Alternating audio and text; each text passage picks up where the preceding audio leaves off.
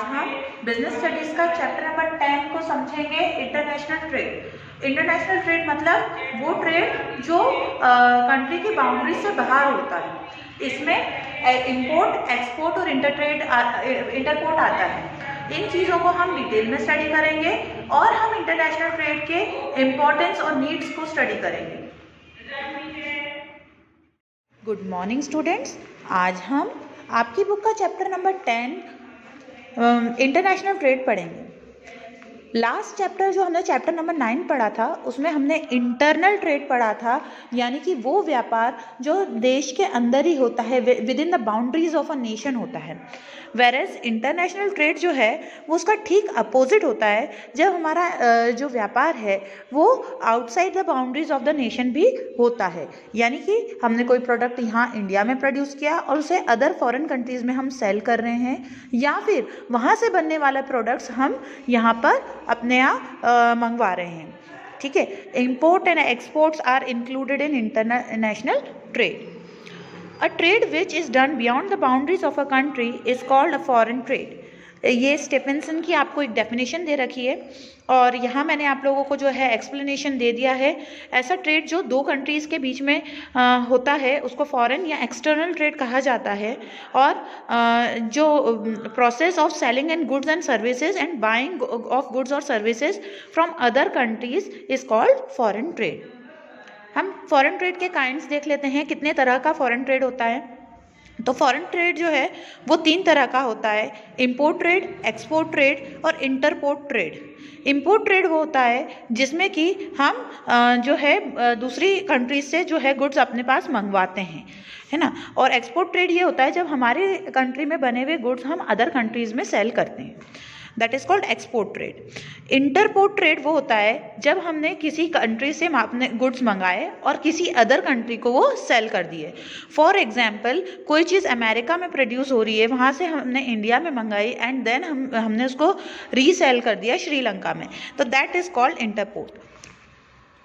Need of foreign trade. अब next topic is need of foreign trade. तो foreign trade हमें क्यों required है? देखिए, जो भी हर जो कंट्री है उसकी ज्योग्राफिकल जो कंडीशंस हैं, ज्योग्राफिकल स्टेटस है, कंप्लीटली डिफरेंट है। कुछ ऐसी चीज़ें हैं जो अदर कंट्रीज़ में अवेलेबल होती हैं और बन सकती हैं, मैन्युफैक्चर हो सकती हैं, वेरएस कुछ ऐसी चीज़ें हैं जो हमारी कंट्री में मैन्युफैक्चर हो सकती हैं, अवेलेबल होती हैं। तो ऐसी सिचुएशन में क्या होता है कि जो चीज़ जिसके पास एक्सेस में है और जो चीज़ जहाँ पे अवेलेबल है वो जो है एक्स्ट्रा जो उसके पास अवेलेबल जो प्रोडक्ट्स हैं वो अदर कंट्रीज़ को सेल कर सकता है। तो इसलिए जो है फॉरेन ट्रेड रिक्वायर्ड है, क्योंकि जो पर्सन्स हैं, ह्यूमन बीइंग्स हैं, वो वर्ल्ड के हर कोने में रह रहे हैं और उन्हें जो बेसिक रिक्वायरमेंट्स है हर पर्सन को अपनी फुलफ़िल करनी होती है।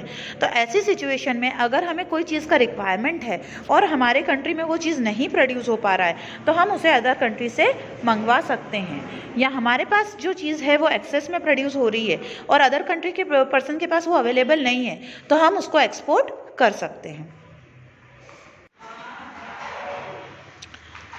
जो फॉरेन ट्रेड की जो नीड है वो 2 कंडीशन में अराइव होती है। जैसा कि हमने देखा कि जब कमोडिटीज़ जो हैं एडिक्वेट क्वांटिटी में अवेलेबल नहीं होती हैं, और दूसरी सिचुएशन है कि जब जो कंट्री है वो हर कंट्री के पास जो रिसोर्सेज हैं उससे जो वो चीज़ प्रोड्यूस कर सकती है वो उसमें स्पेशलाइजेशन अचीव करना चाहती है। तो ऐसी सिचुएशन में जो कंट्री है वो ज़्यादा से ज़्यादा अच्छी क्वालिटी के मिनिमम कॉस्ट पे गुड्स प्रोड्यूस करके उसको एक्सपोर्ट करना पसंद करती है। इसके मेन कॉजेज़ हैं फॉरेन ट्रेड के। सबसे पहला कॉज है uneven distribution of the natural resources, यानी जो भी नेचुरल रिसोर्सेज हैं उनका डिस्ट्रीब्यूशन बहुत ही अनइवन है। कुछ चीज़ें ऐसी होती हैं जो एक कंट्री में अवेलेबल हैं और दूसरी कंट्री में अनअवेलेबल हैं। अपन देख सकते हैं कि कई कंट्रीज़ ऐसी हैं जहाँ पे आपको साल, टीक, बैम्बू इस तरह की लकड़ियाँ ज़्यादा देखने को मिलेगी, वेरएस कुछ अदर कंट्रीज़ हैं वहाँ पे दूसरे टाइप की आपको वुड्स देखने को मिलेगी। तो जो कंट्री के में जिस तरह के प्रोडक्ट्स अवेलेबल होते हैं, वो रॉ मटेरियल्स अवेलेबल होते हैं, वो उस तरह के ही फिनिश्ड गुड्स को प्रोड्यूस करके उसको मिनिमम कॉस्ट पे प्रोड्यूस कर पाती है और उसको सेल कर पाती है।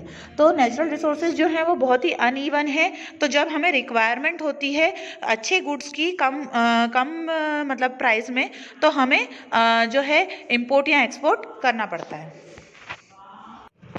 इसका सेकेंड पॉइंट है division of labour and specialisation, यानी हर कंट्री में कुछ ना कुछ तरह की स्पेशलाइजेशन होती है, ठीक है। जैसे कि जापान है, वहाँ पे किस तरह की स्पेशलाइजेशन है कि वो इलेक्ट्रॉनिक गुड्स को बहुत अच्छी तरह से प्रोड्यूस कर पाती है, वेरएज जो जर्मनी है वो इंजीनियरिंग गुड्स को अच्छी तरह से प्रोड्यूस कर पाती है।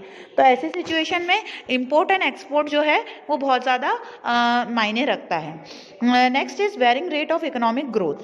कई कंट्रीज जो हैं वो बैकवर्ड हैं, कई डेवलपिंग नेशंस हैं और कई डेवलप्ड नेशन हैं। तो इस तरह से इकोनॉमिक ग्रोथ भी जो है वो डिपेंड करती है। कुछ नेशन जो एडवांस नेशन हैं और कुछ नेशन डेवलपिंग नेशंस हैं और कुछ बैकवर्ड नेशंस हैं। तो डेवलपिंग और बैकवर्ड कंट्रीज जो हैं वो स्पीडली डेवलप होना चाहती हैं, तो वो फॉरेन ट्रेड को अपना इंक्रीज करती हैं। Next is theory of comparative cost. देखिए, जहाँ जैसे जिस जगह पे कोई प्रोडक्ट को प्रोड्यूस करने के लिए रॉ मटेरियल इजीली अवेलेबल होगा, लेबर इजीली अवेलेबल होगा, मशीनरी इजीली अवेलेबल होगा, तो वहाँ पे वो गुड जो है बहुत ही मिनिमम कॉस्ट पे बहुत प्रॉपर वे में प्रोड्यूस किया जा सकेगा। तो ऐसी सिचुएशन में क्या होगा कि अगर वो गुड दूसरी जगह पे भी प्रोड्यूस हो सकता है, लेकिन वहाँ पे जो सारी फैसिलिटीज़ हैं वो अवेलेबल नहीं हो पाती है, रिसोर्सेज सारे जो हैं एडिकेट क्वांटिटी में अवेलेबल नहीं है, तो वहाँ पे कॉस्ट ऑफ प्रोडक्शन जो है वो हाई हो जाएगा। इसीलिए जो कंपैरेटिव कॉस्ट का अगर हम देखें तो अगर हम यही मानेंगे कि अगर कोई गुड हमें इम्पोर्ट करने पर कम प्राइस में पड़ रहा है तो हम उसे अपनी कंट्री में क्यों प्रोड्यूस करें। तो इसलिए भी फॉरेन ट्रेड जो है बहुत ज़्यादा इम्पॉर्टेंट हो जाता है। तो आज के वीडियो में हमने देखा कि फॉरेन ट्रेड क्या है और उसकी नीड क्या है। नेक्स्ट वीडियो में हम उसकी इंपॉर्टेंस देखेंगे, उसके मेरिट्स और डीमेरिट्स देखेंगे। हेलो स्टूडेंट्स, तो आज के वीडियो में हमने स्टडी किया कि इंटरनेशनल ट्रेड क्या होता है, उसका meaning, definition, concept, and we also studied about the need of international trade.